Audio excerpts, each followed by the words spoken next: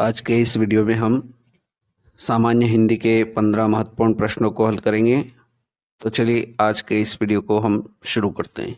आज का हमारा पहला प्रश्न है, किस तिथि को हिंदी को राजभाषा बनाने का निर्णय लिया गया था?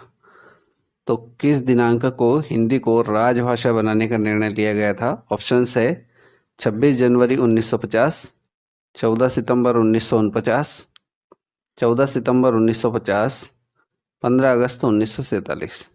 तो हिंदी को राजभाषा बनाने का निर्णय लिया गया था 14 सितंबर 1949। ऑप्शन बी इसका बिल्कुल करेक्ट आंसर रहेगा। चलिए आगे बढ़ते हैं, क्वेश्चन नंबर 2 पर चलते हैं। क्वेश्चन नंबर 2 है, हिंदी की आदि जननी है प्राकृत, पाली, अपभ्रंश या संस्कृत? तो इसमें पूछा गया है हिंदी की आदि जननी है, तो हिंदी की आदि जननी है संस्कृत। ऑप्शन डी इस प्रश्न का सही उत्तर होगा। प्रश्न क्रमांक 3।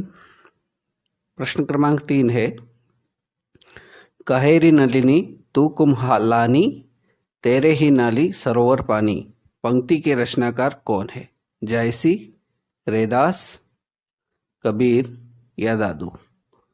तो हमको बताना है, काहेरी नलिनी तू कुम्हालानी, तेरे ही नाली सरोवर पानी, पंक्ति के रचयिता जो है वो है कबीर। ऑप्शन सी इस प्रश्न का बिल्कुल सही उत्तर होगा। चलिए प्रश्न क्रमांक 4 देखते हैं।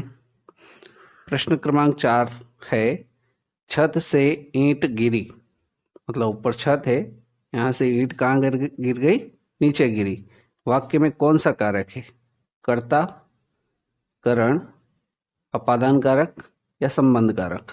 जब भी कोई वस्तु किसी से अलग हो जाए तो वहाँ पर अलग होने की स्थिति में होगा अपादान कारक। ऑप्शन सी इस प्रश्न का बिल्कुल सही उत्तर रहेगा। प्रश्न क्रमांक 5। प्रश्न क्रमांक 5 है, हिंदी की विशिष्ट बोली ब्रज भाषा किस रूप में सबसे अधिक प्रसिद्ध है? तकनीकी भाषा के रूप में, राष्ट्रभाषा के रूप में, काव्य भाषा के रूप में या राजभाषा के रूप में? तो हिंदी की विशिष्ट बोली ब्रज भाषा जो है वो काव्य भाषा के रूप में अधिक प्रसिद्ध है। ऑप्शन सी इसका सही उत्तर रहेगा। प्रश्न क्रमांक 6। प्रश्न क्रमांक 6 है, हिंदी भाषा की बोलियों के वर्गीकरण के आधार पर छत्तीसगढ़ी बोली है पश्चिमी हिंदी, पहाड़ी हिंदी, राजस्थानी हिंदी या पूर्वी हिंदी? तो हिंदी भाषा की बोलियों के वर्गीकरण के आधार पर छत्तीसगढ़ी बोली जो है वो पूर्वी हिंदी के अंतर्गत आती है। ऑप्शन डी इस प्रश्न का सही उत्तर रहेगा। प्रश्न क्रमांक 7। प्रश्न क्रमांक 7 है, वर्णमाला किसे कहते हैं? तो ऑप्शंस देखते हैं, वर्णों के संकलन को, शब्द गणना को, वर्णों के व्यवस्थित समूह को या शब्द के समूह को? तो वर्णमाला जो होगी वो होगी वर्णों के व्यवस्थित समूह को। ऑप्शन सी बिल्कुल सही उत्तर होगा। प्रश्न क्रमांक 8। प्रश्न क्रमांक 8 है, स्थान के आधार पर बताइए कि मूर्धन्य व्यंजन कौन से हैं? ड ढ, ज झ, प फ, ग घ। तो मूर्धन्य व्यंजन हो जाएंगे आपके ड और ढ। ऑप्शन ए इस प्रश्न का बिल्कुल करेक्ट आंसर रहेगा। प्रश्न क्रमांक 9। प्रश्न क्रमांक 9 को देखते हैं। 9 में पूछा गया है, भाषा निर्माण की इकाइयों का सही अनुक्रम है? पहले पद, फिर वाक्य, फिर ध्वनि या शब्द? ऑप्शन बी है शब्द, वाक्य, ध्वनि या पद। शब्द, ध्वनि, वाक्य, पद। ऑप्शन डी है ध्वनि, शब्द, फिर पद और उससे बनता है वाक्य। तो सही उत्तर हो जाएगा, सबसे पहले आएगा ध्वनि, फिर ध्वनि के बाद क्या आएगा? ध्वनि से शब्द, शब्द से पद और पद से क्या होगा? वाक्य की रचना होगी। तो यहाँ पर हमारा ऑप्शन नंबर डी इस प्रश्न का बिल्कुल करेक्ट आंसर रहेगा। चलिए आगे देखते हैं नेक्स्ट क्वेश्चन को। क्वेश्चन नंबर 10, क्वेश्चन नंबर 10 है, शुद्ध वर्तनी का चयन कीजिए। अन्वेषण, अन्वेषण, अन्वेषण, अन्वेषण। तो अपने को बताना है कि यहाँ पर कौन सा शब्द शुद्ध वर्तनी का है। तो अन्वेषण जो शुद्ध लिखा जाएगा वो ऑप्शन सी हो जाएगा। ऑप्शन सी इस प्रश्न का सही उत्तर रहेगा। आगे देखते हैं क्वेश्चन नंबर 11। क्वेश्चन नंबर 11 है, महोष्ण का सही संधि विच्छेद है।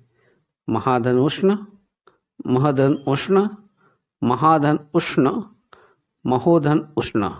तो महोष्ण का जो सही संधि विच्छेद हो जाएगा वो हो जाएगा महाधन उष्ण, महाधन उष्ण। और ये होगी कौन सी संधि आपकी? गुण संधि। महाधन उष्ण में कौन सी संधि हो जाएगी? गुण संधि। ठीक, चलिए आगे देखते हैं क्वेश्चन नंबर 12 को।